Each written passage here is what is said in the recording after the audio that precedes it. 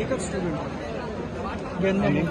गेंदो तर आपण पाहतोय या ठिकाणी आता पुणे विद्यापीठात विद्यार्थ्यांनी आंदोलन सुरू केलंय। सर्वात महत्त्वाचं म्हणजे दरवर्षी अशा प्रकारची आंदोलन विद्यार्थ्यांना करावी लागतात। NSUIचे सावित्रीबाई विद्यापीठामध्ये आंदोलन सुरू झालेले आहे आणि पुणे विद्यापीठामध्ये हे सर्व विद्यार्थी जे आहेत ते विविध मागण्यांसाठी आंदोलन करताना आपल्याला बघायला मिळत आहे। या संदर्भात अधिकची अपडेट आपण आमच्या प्रतिनिधींकडून घेण्याचा प्रयत्न केलेला आहे। मात्र सर्वात महत्त्वाचा मुद्दा जर आपण बघितला तर या ठिकाणी आता हे सर्व विद्यार्थी आक्रमक झालेले आहेत।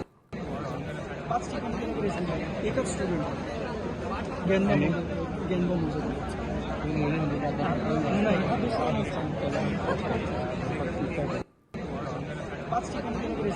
एकच स्टुडंट गेंदो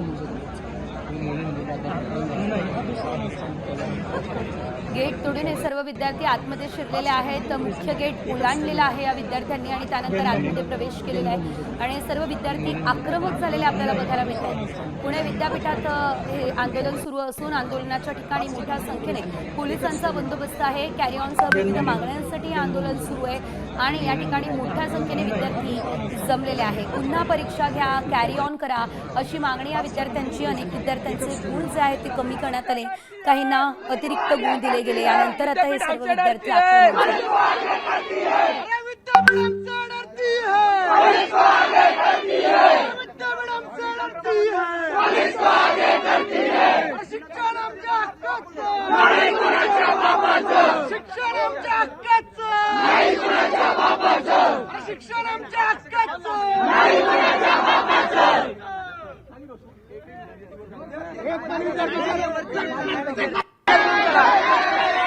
काही नाही सर सगळे जाणार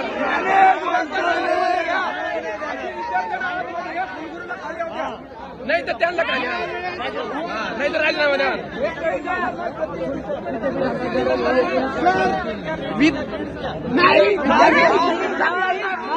विद्यापीठ हमसे डरती है, विद्यापीठ हमसे डरती है,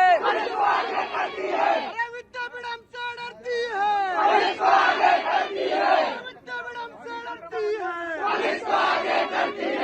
शिक्षण आमच्या हक्काचं, शिक्षण आमच्या हक्काचं,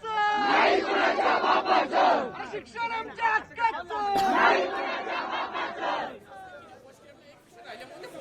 बोल ना सागर, त्या सगळ्यांचा लढा आम्ही उभा केलेला आहे। 5 दिवसापासून या आंदोलनाची वेळ मागतोय म्हणून म्हणतो मी तू चल बरोबर लवकर 2022 साली संमती दिली 2016च्या बॅटनची आणि तेव्हा 2 मिनिटं ज्या काळामध्ये त्याच्यासाठी त्यांनी कॅरी ऑन दिलं। आपण पाहू शकतो या ठिकाणी आता विद्यापीठाविरोधात देखील जोरदार घोषणाबाजी दिली जाते। पुणे विद्यापीठामध्ये सर्व विद्यार्थी आक्रमक झाले असल्याचं आपल्याला बघायला मिळतंय। मुख्य गेट ओलांडून विद्यार्थ्यांनी आपली आक्रमकता दाखवली आहे, आतमध्ये प्रवेश केलाय।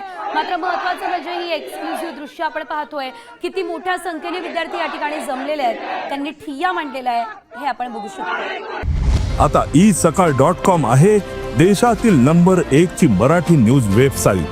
प्रत्येक अपडेटसाठी isakal.com ला नक्की भेट द्या।